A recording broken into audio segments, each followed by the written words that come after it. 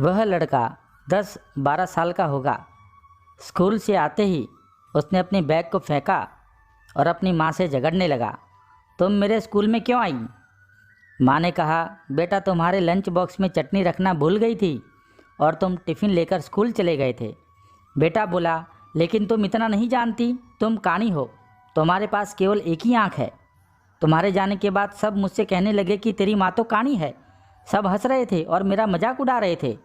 बेटा बोला, मैं आज नहीं खाऊंगा। माँ बोली, बेटा दोबारा तुम्हारे स्कूल में नहीं आऊँगी, खा लो। लेकिन लड़का बार बार अपनी माँ को सुना रहा था कि तुम कानी हो, तुम कानी हो, तुम कानी हो। माँ इस जहर को शंकर की भांति पी गई और अपने बालक से बहुत प्रेम किया। गांव में जाकर माँ ने अपने बेटे को पढ़ाया। बेटा स्कूल में प्रथम आया। शैक्षणिक संस्थान ने उसके सम्मान में स्कूल में कार्यक्रम का आयोजन किया। लड़का तैयार हो गया और स्कूल के लिए निकल गया। माँ ने कहा, बेटा मैं आऊँ या नहीं? लड़के ने कहा, तुम कानी हो, और इतना कहकर वह चला गया। अपने बेटे के यह शब्द सुनकर माँ का कलेजा फटने को आया, लेकिन उस बुद्धिमान युवक को अपने माँ का दिल नहीं दिखाई दिया। माँ रो रही थी, उससे रहा नहीं गया और वह अपने बेटे का कार्यक्रम देखने के लिए स्कूल में चली गई और सबसे आखिर में खड़ी रही। लड़के को हार पहनते देख वह रोने लगी। लड़का घर आया। माँ ने कहा, बेटा मैं तुम्हारे स्कूल में आई थी तुम्हारा सम्मान देखने। अभी तो माँ ने अपनी बात पूरी भी नहीं की थी और लड़का ज़ोर से चिल्लाया। लड़के को अपनी माँ की ममता नज़र नहीं आई, क्योंकि बुद्धि को ममता नज़र नहीं आती।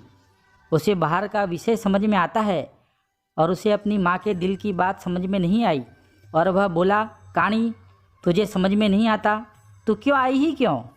समय गुजरा, लड़के की शादी हो गई। उसकी पत्नी ने कहा, अड़ोस पड़ोस के लोग मुझसे कहते हैं कि तुम्हारी सास तो कानी है, मुझसे यह सहन नहीं होता है। और एक दिन लड़के ने अपनी माँ से कहा, तो कानी है इसलिए हम शहर रहने जा रहे हैं। जन्म देने वाली, लोगों के झूठे बर्तन मांझ के बड़े करने वाली, खुद का मंगलसूत्र और सोने के गहने बेचकर पढ़ाने वाली माँ को दोनों ने अकेला छोड़कर शहर चले जाते हैं। करीब 7 साल बीत गए होंगे। एक दिन माँ की तबीयत खराब हो जाती है।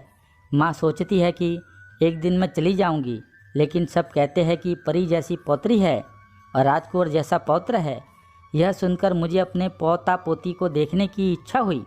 तभी बहू और बेटे का दिल चीर देने वाला शब्द याद आया कि तू कानी है। वह रुक गई।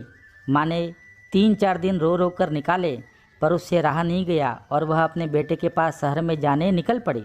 अपने बेटे के घर पहुंचते ही अपने पोता पोती को खेलते देख उन्हें गोद में उठाने के लिए वह दौड़ पड़ी। तभी उसकी बहू ने कहा, हाथ मत लगाना।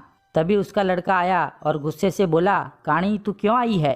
चली जा। सुनाने का काम दिमाग करता है, बुद्धि करती है, लेकिन किसी के बोले गए कटु वचनों को सुन लेने का काम प्रेम करता है, हृदय करता है। माँ अपने आंसुओं को रोक कर जैसे तैसे करके वापस अपने गांव आ गई।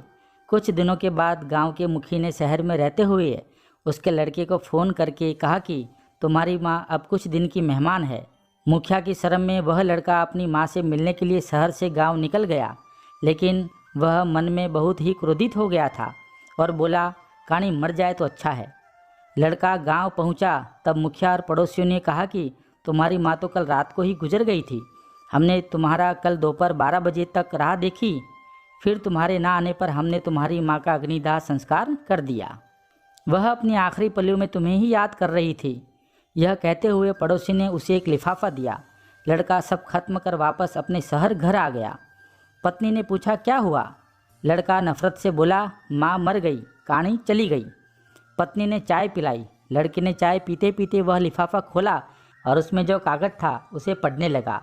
बेटा अब मुझे लगता है कि मेरे जाने का समय आ गया है, इसलिए मैं तुझे यह बात कह रही हूँ। बेटा जब तू बहुत छोटा था तब एक एक्सीडेंट में तेरी एक आँख चली गई थी। मैं तुझे एक आँख का देख नहीं सकती थी। तेरे पिता ने तेरा इलाज करवाने के लिए अपनी सारी जमा पूंजी खर्च कर दी, पर तेरी आँख ना दिला सके और मैं तुम्हें एक आँख का नहीं देख सकती थी। आखिर मैंने अपनी एक आँख तुझे दी। तेरी दूसरी आँख देखकर मेरी एक आँख में खुशी के आंसू आते थे। बेटा सुखी रहना, तेरी माँ। चाय का कप भरा का भरा ही रह गया और लड़का जोर से बोला, ओ माँ कहकर फूट फूट कर रोने लगा। ओ माँ तुम मेरे लिए कानी हो गई। माँ तूने मुझे अपनी आँख दी, माँ तूने मुझे बताया क्यों नहीं? तू आज तक एक बार भी क्यों नहीं बोली माँ? माँ मुझे माफ़ कर। पर लड़के की यह बात सुनने के लिए अब उसकी माँ नहीं रही थी।